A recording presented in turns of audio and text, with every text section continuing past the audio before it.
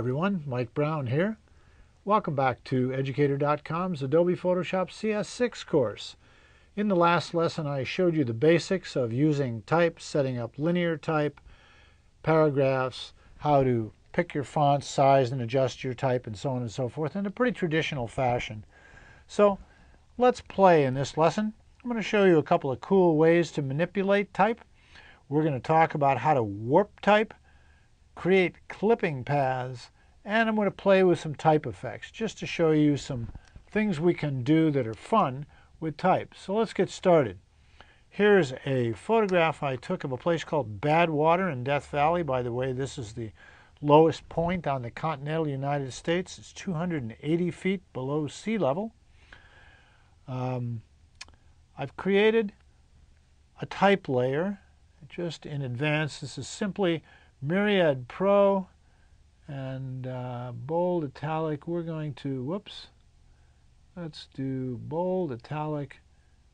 Come on, bold italic. Thank you. And we're going to enhance that slightly. So now we have our type. The first thing I want to show you is how we can manipulate type. We went across the options bar last time. We talked about everything in the character panel, which is duplicated, of course, across here, with the exception of warping type. And here is a way to warp text. Now, in this case, with all of these options, you are actually warping the vector type. I'm going to show you another way to manipulate type, but we have to decide exactly which font size and everything we want, because we're going to have to shift it from vector to a regular raster pixeled image. But right now, let's take a look at the styles available to us to warp type in Photoshop under the type layer.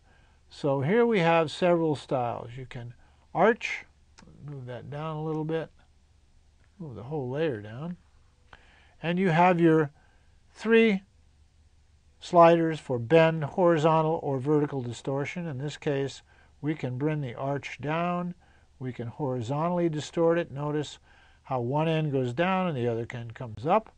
We can also distort vertically by pushing it kind of in a 3D fashion like it's going away from us.